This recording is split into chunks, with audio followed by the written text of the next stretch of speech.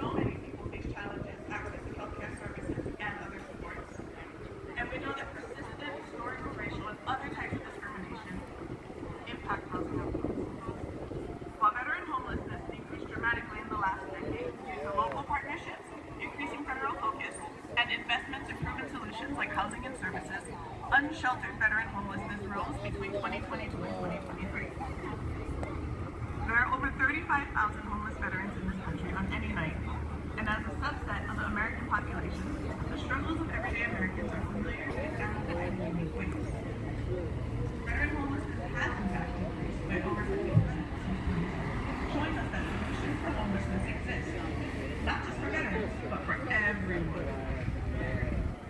Here's what works. We've seen increased federal investment and coordination. We've seen continued focus on housing-oriented solutions. We've seen enhanced employment services for homeless veterans. We've seen a lot of work done around inequities, and we've seen many other data-driven interventions result in progress in community after community across the country. You know what doesn't work? Finding and keeping people who are outside, forcing them to move, and managing their community. He's like, hi. The court must understand that their ruling could have dire consequences for unsheltered veterans. So, I got a question. Can you tell me about the event just for documentary? We are here because of the Supreme Court case that's being argued right now inside as we speak. It's Johnson versus Grants Pass. Grants Pass, Oregon is attempting to criminalize homelessness. They're attempting to say that anyone who sleeps outside is a criminal just for the simple act of sleeping. And anybody who carries a blanket or a pillow or a piece of cardboard to cover themselves is showing their intent to commit a crime by sleeping outside. So we're here to protest that and to tell the Supreme Court that the answer to homelessness is housing, not arresting people and not criminalizing it. Wow. Thank you. You're welcome. So what state is it again? Grand Rapids? It's Grants Pass, Oregon. Grants Pass, Oregon? Yeah. Okay. Yeah, the court case is Johnson versus Grants Pass. Okay. You're welcome. Thank you. I hope you have a good day. You too. Under the extreme ordinances, Grants Pass gave them tickets, wrapping themselves up in Lincoln in the middle of a sub-zero winter. The cruelty is I'm pleased to call up Dr. Rajvi Shankar Brown, Chair of the Board of National Council and Distinguished Chair of Social Justice Education at Stanford University, to help us connect the lines between homelessness, climate change, and justice. Yeah, maybe you should be writing that introduction. Namaste. Before we start, I want to do a chant. I'll say housing, you say justice. Housing! Justice! Housing! Justice! I say housing, you say justice. Housing! Justice! Housing! Justice! That's right. Together, we gather in moral solidarity. We gather today, look around in love. Because everyone deserves safe, affordable, decent, sustainable housing. To have millions of individuals and families living in poverty, experiencing homelessness in the wealthiest nation in the world is unacceptable. But here's the thing. We are the people. And we, the people, have the power to change this narrative. Thank you for showing up today. This is a movement about beloved community and a movement about love and justice, and it's going to take all of us. It is our collective responsibility to address the hardships and challenges of housing justice. We also need to recognize that the state of homelessness, a humanitarian crisis, is deeply intertwined with our environment. Today, as we gather, it is April 22nd, also Earth Day. along with singing deep gratitude to Mother Earth. Ashanti Om. To our indigenous lands that we are on, it is also imperative that we recognize the deep connections between environment, housing, racial equity, and human life. Over the past year, we have seen an alarming escalation of extreme weather conditions. Historic highs with rising heat indexes, increased wildfires, dramatic sea level rise, intense weather storms with sub-freezing temperatures, devastating hurricanes, more rainfall and flooding. And the toll on human life. Our brothers and sisters, our children, our youth, our fellow human beings experiencing homelessness. The toll has been and continues to be grave. When I say housing, you say justice. Housing! Justice! Housing! Justice! These environmental catastrophes exasperate the plight of millions of individuals who are unsheltered, quite literally having to weather the weather. That ain't right. People unsheltered trying to survive. Homelessness in our nation reflects decades of failed housing policies, soaring rents, stagnant wages, intensifying climate impacts. It also includes diverse stories. It includes our veterans who have sacrificed to serve for our nation. It includes our grandmothers and grandfathers, adults above the age of 65. It includes our babies, our children, our youth, our future. And homelessness and environmental degradation disproportionately impacts Indigenous, Black, and Brown communities. Yep. But it impacts all of us. And it is up to us to work together to disrupt this unacceptable and criminal narrative. We must protect human life and our planet. Homelessness does not call for handcuffs. It calls for housing. Homelessness does not call for handcuffs, but calls for radical empathy. It calls for public health. It calls for a true democracy that honors our shared humanity. It calls for elected officials and those in leadership positions to do what is right. Homelessness calls on us, all of us, to build a coalition of coalitions focused on compassionate, real, sustainable solutions. Billionaire-backed organizations are actively pushing policies that are making things worse.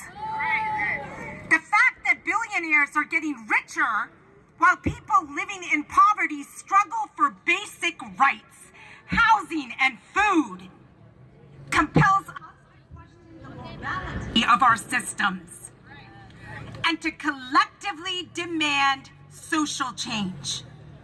Arresting and ticketing people who are simply trying to survive is not logical or humane. It is also counterproductive and far more expensive than investing in housing infrastructure. This is about humanity, it's about dignity, it's about all of us. America, the beautiful. Be beautiful. Be just. in housing and make sure that people have opportunities to live. As we gather today, our rally is an urgent call to action, a vision for a more loving and just society where everyone has access to housing and the comfort of a place called home. We owe it to our children and to each other, and we must keep marching until all of us are home. When I say housing, you say justice. Housing! Justice! Housing! Justice! Namaste.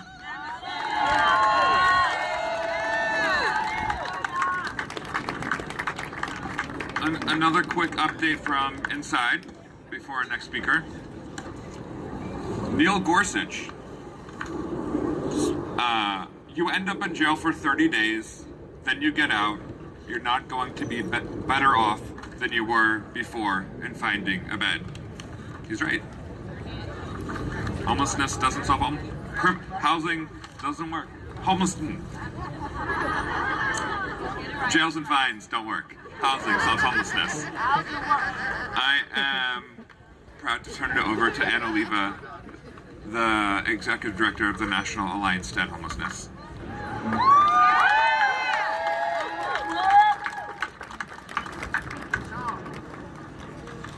Good morning, everybody. Come on, you can do better than that. Good morning, everybody. Thank you. Again, my name is Ann Oliva. I am the CEO of the National Alliance to End Homelessness. And I stand here looking out at all of this, and my heart is full. I'm not a faith leader. I'm not an elected official. I am a human being working to end the injustice of homelessness. And I want to thank everybody who's here, who's standing together today to bring attention to the case that will determine how other human beings like me, like you, like folks who are standing way out there, other human beings, including our nation's veterans, families with children, our nation's elders, people with disabilities. This case will determine how they can be treated under the law.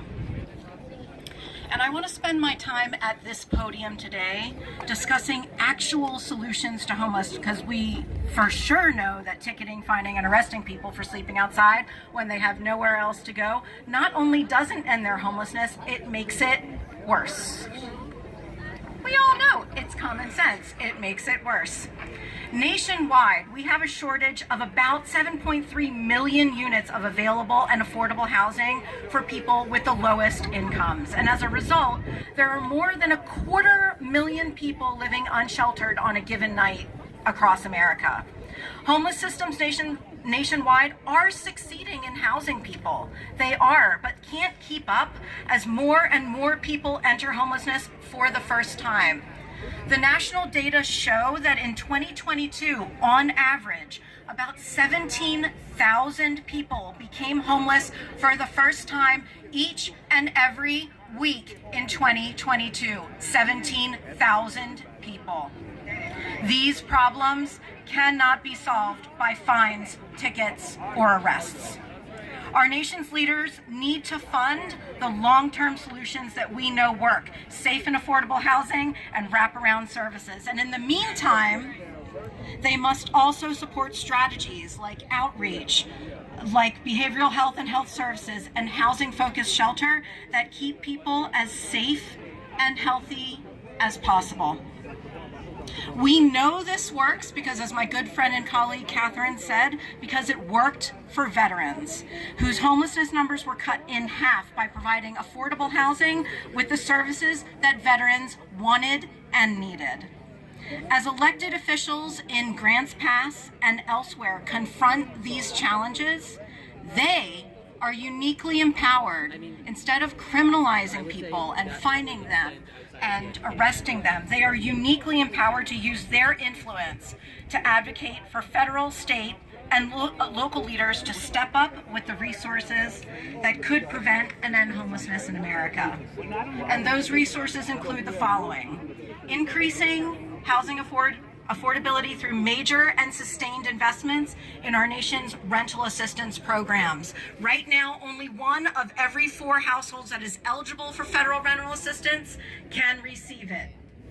It also includes investing in the production and preservation of housing affordable to those with the lowest incomes. It includes continued and robust investment in our nation's homelessness assistance programs, and it includes making it easier for people to access the health and behavioral health services they need. These things happened just a few years ago during the pandemic, at least some of them did, because government decided to make it happen. It's a choice. Our leaders need to support what's proven to work rather than revert to failed policies of the past. Safe and affordable housing is a win for everyone because it makes us stronger, and communities will support leaders who fight for it. Again, my heart is full looking out at this crowd. I thank you all for being here today. I hope your hearts are full too.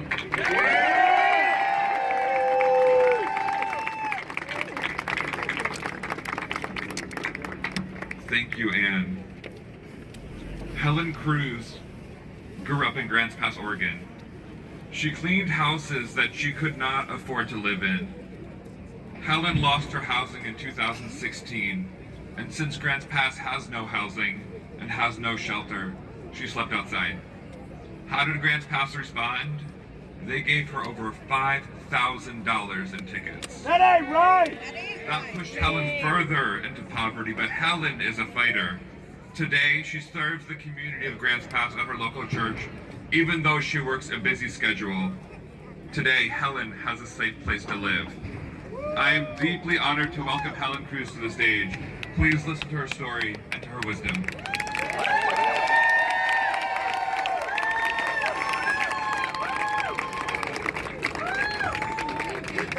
Hi, everybody. Hey! My name is Helen Cruz, and I have been a resident of Grants Pass forever. I've been homeless off and on for many years in that town.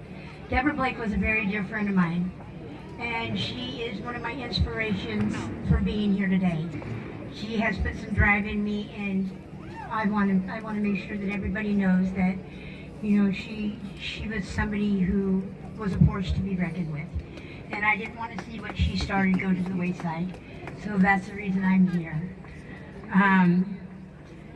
In all of my years of being homeless, the only thing that I ever wanted was to be heard. And thankfully for the people and the amazing people that are here today, I get that opportunity. Grants Pass is a really small community with a very, very big homeless problem. City Council and law enforcement make it a complete nightmare to be homeless. They make their own ordinances, fines, and fees for the homeless. They make it impossible for anyone to ever get ahead. The fines they impose essentially make people criminals because they have no place to go. That ain't right. Nobody should have to be subject to intimidation, bullying, and live in fear of being punished because they don't have a home. Let us not forget that homeless individuals are citizens just as much as those fortunate enough to have a safe, secure living place. Yeah!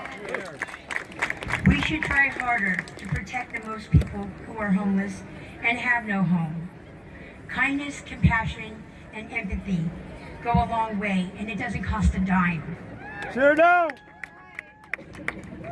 Housing instability for someone like me and all others out there can mean the difference between life and death. I have lost so many friends out there because they were too hot or they were too cold. And it's not okay. It is inhumane. City politics and political red tape needs to stop. Yes. Affordable housing is the only solution for the crisis that has plagued our nation. And I am very proud and honored to be here today, to be able to be a voice for those who don't have the courage to stand up for themselves and speak for themselves because they are too afraid and too intimidated of the repercussions that they might face. And they are human too. We all breathe, bleed, and we are human as well. We may not have that white picket fence. We may not have those fine clothes that everybody else has. But in the long run, when the day is over, we are still human. Yeah. And it is not okay to be put in a category that puts us less than anybody else. We deserve respect, dignity, just as everybody else does.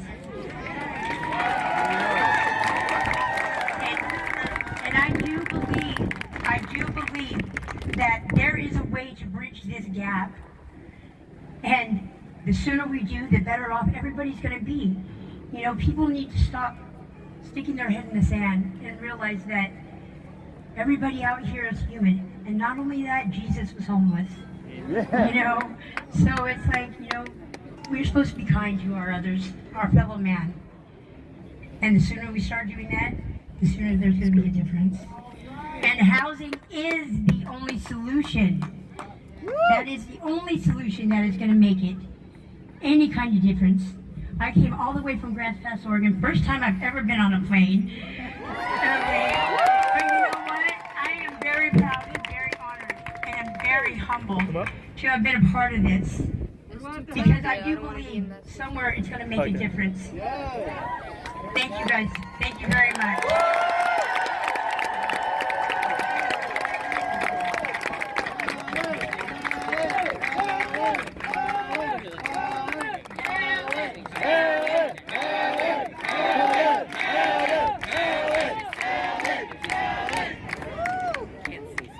Thank you so much, Helen. We're going to do a quick chant and then dive back into our lineup of amazing speakers. Y'all, this one comes, all these chants we're doing come from the streets of Nashville that we've been doing for over a decade, and we just change them up a little bit for here. So we've got one that we want to teach you, and it goes like this. Supreme Court of the United States, SCOTUS, right? SCOTUS, now's the time. Homelessness is not a crime. SCOTUS, now's the time. Homelessness is not a crime. SCOTUS, now's the time. Homelessness is not a crime. SCOTUS, now's the time. Homelessness is not a crime. SCOTUS, now's the time. Homelessness is not a crime. SCOTUS, now's the time. Homelessness is not a crime. One more short one. When housing is under attack, what do we do? Stand up, fight back! When housing is under attack, what do we do? Stand up, fight back! When homelessness is under attack, what do we do? Stand up, fight back! When homelessness is under attack, what do we do? Stand up, fight back! Woo!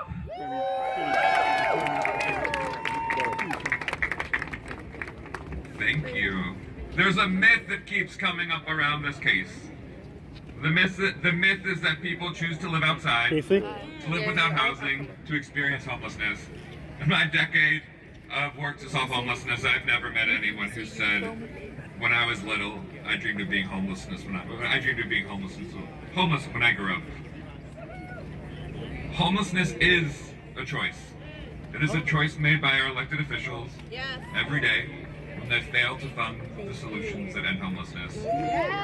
Solving homelessness is a choice, and to talk more about what choices our elected officials should and must make to actually solve homelessness, I'm proud to turn it over to Diane Yantel of the National Low Income Housing Coalition.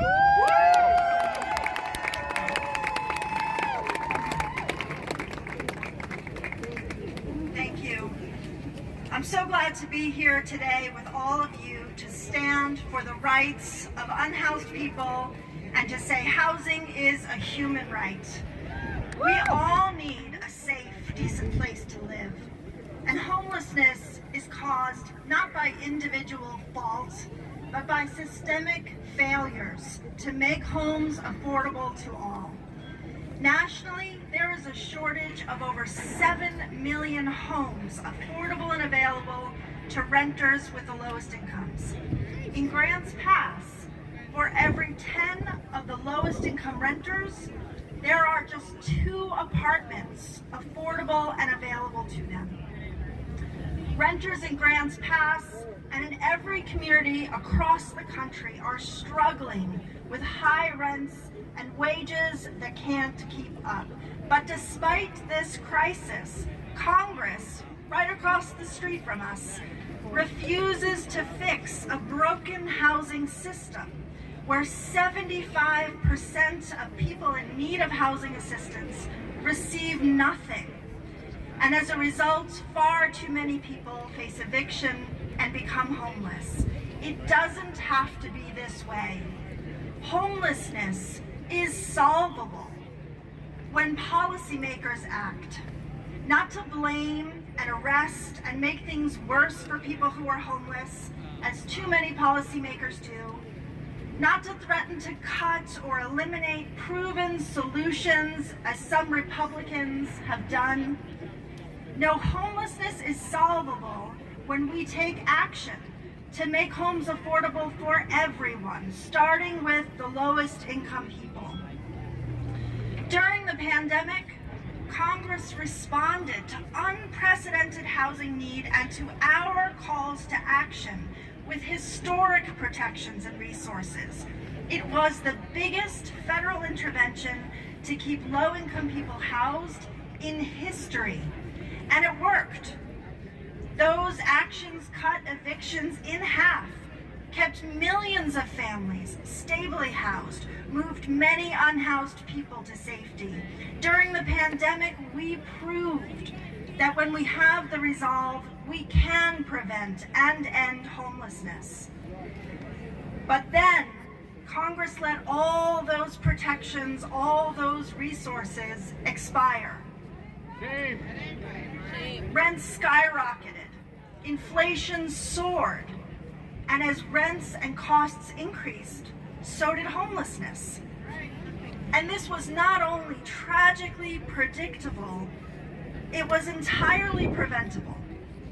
If Congress instead had enacted the Build Back Better Act with its $150 billion in funding for affordable housing, we could have ended all unsheltered homelessness in Grants Pass and nationwide.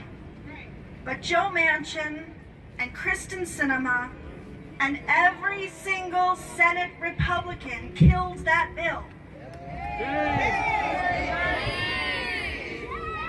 And with it, that opportunity to end homelessness. So let's be clear, we will end homelessness when we build the political will to fully fund solutions. Because homelessness is a choice, not of the people who experience it, but of the policymakers who create and sustain and worsen it. And we can and we must demand leaders who choose otherwise. Thank you for being here.